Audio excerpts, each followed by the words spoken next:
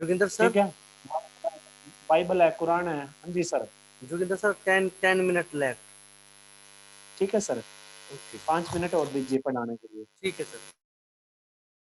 तो ये इस प्रकार के जो ग्रंथ है, इन ग्रंथों को पढ़कर हम भारतीय क्या करते हैं, अलग अलग दृष्टांत निकाल लेते हैं इसमें से, अच्छी अच्छी जो बातें, जिसके मन को जो बातें अच्छी लगती है, जो विचारधारा अच्छी लगती है, उसको निकाल लेते हैं। और फिर कोई भी जनसभा होती है, या हमारे जो बुजुर्ग हैं, या फिर हमारे बंधु भाई हैं, या हमारे से जो छोटे हैं, उन्हें प्रेरित करते हैं। और जब भी कोई भी जनसभा है, या फिर आपस में चर्चा परिचर्चा चलती है, तो कोई भी डिस्कशन चलता है, तो उस समय हम क्या करते हैं, राम जी का, या फिर क्या नाम है, हनुमान जी का, या श्री कृष्ण का, या दुर्योधन का, या अर्जुन का, कर्ण का, इनके हम एग्जाम्पल देते हैं। देते हैं कि नहीं देते हैं? तो यही बातें इसमें बताई हैं नेहरू जी ने। आगे चलिएगा। इस पृष्ठभूमि में हिस्सेदार थे लोग प्रचलित अनुवादों और टीकाओं के माध्यम से भारत के प्राचीन महाकाव्यों म, प्राचीन महाकाव्य रामायण और महाभारत और अन्य ग्रंथ भी जनता के बीच दूर दूर तक प्रसिद्ध थे। और हर घटना, कथा और उनका नैतिक अर्थ लोकमानस पर अंकित था। लोकमानस होता है लोगों के दिमाग पर, लोक आदमी मानस उनका मस्तिष्क। ठीक है, अंकित होना यानी कि छाप छाप छोड़ देना। और उसने उन्हें समृद्ध और संतुष्ट बनाया था। समृद्ध होता है संपन्न, उन्नत, उसको अच्छे से उसका डेवलपमेंट कर देना, विकसित कर देना। अनपढ़ ग्रामीणों को सैकड़ों पद याद थे, और अपनी बातचीत के दौरान वे बराबर या तो उन्हें उद्धृत करते थे। उद्धृत का मतलब क्या होता है, प्रकट कर देना।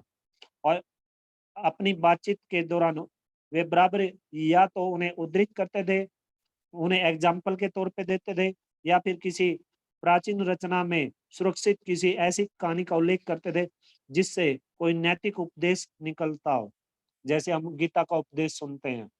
गीता का उपदेश, जैसे भगवान श्री कृष्ण जी ने अर्जुन को गीता का उपदेश दिया था। आज भी गीता में जो कुछ भी बातें बताई गई है, भगवान श्री कृष्ण ने अर्जुन को जो कुछ भी बातें बताई है, जो भी उपदेश दिया, उन्हें आज भी हम फॉलो करते हैं। जब भी हम कोई गलत कर्म करने की कोशिश करते हैं, तभी हम अपने देवी देवता को, उस परमपिता परमात्मा को, या अतीत को हम तुरंत मस्तिष्क में उजागर करते हैं, और उस गलत कर्म को करने से हम बचने की कोशिश करते थे। वो जो हमने जो सुमिरन किया, जो जाप किया है, जिस भी अतीत का, जिस भी देवी देवता का, ठीक है, वो हमें हमसे गलत कर्म नहीं करने देता, हमें गलत कर्म करने नहीं देते। वो अतीत, वो जो हमने सुमिरन किया है जिस भी चीज का।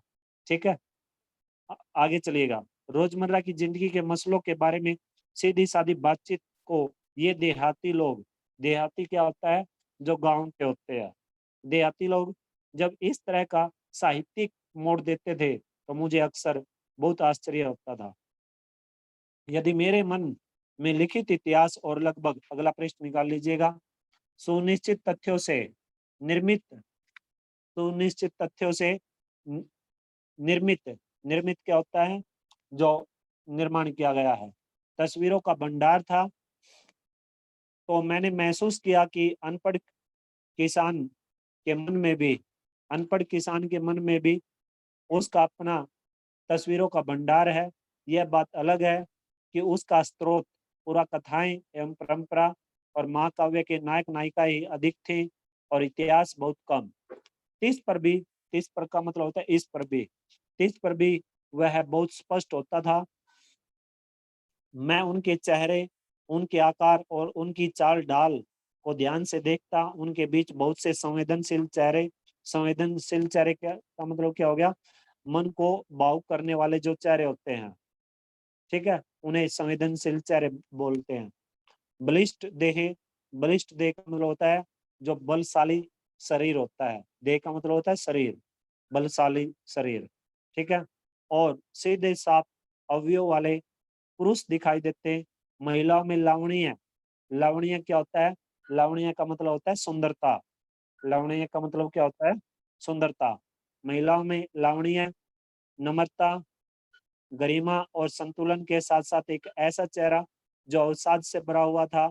अवसाद क्या होता है? दुःख, पीड़ा, वेदना, ठीक है? भरा होता था। कभी-कभी किसी देहाती रास्ते या गाँव के बीच से गुजरते हुए मेरी नज़र किसी मनोहर पुरुष या सुंदर स्त्री पर पड़ती थी। मनोहर क्या होता है? जो मन को हरने वाला है, ठीक है? यानी कि सुंदर। आगे चलिएगा, पढ़ती थी तो मैं विस्मय विमुग्ध हो जाता था। विस्मय विमुग्ध का मतलब होता है हैरान होकर हैरान होकर खुश हो जाना, हैरान होकर खुश हो जाना। वे मुझे पुराने बीती चित्रों की याद दिला देते थे। बीती चित्र क्या होते हैं? अंदरूनी या दीवारों पर जो चित्र बने हुए होते हैं, उन्हें बीती चित्र बोलते हैं। मुझे इस बात से हैरत होती कि उन तमाम भयानक कष्टों के बावजूद जिनसे भारत युगों तक गुजरता रहा, आखिर वह सौंदर्य कैसे टिका और बना रहा? इन लोगों को साथ लेकर हम क्या नहीं कर सकते, बढ़ सकते? इनके हालात बेहतर हों और इनके पास कुछ करने को ज़्यादा अवसर हों। ये नेहरू जी की राय थी। ठीक है भई? आगे चलिएगा। 4 जोगिंदर और गरीबी। जोगिंदर चलिए सर बच्चों का लो कर दो आप।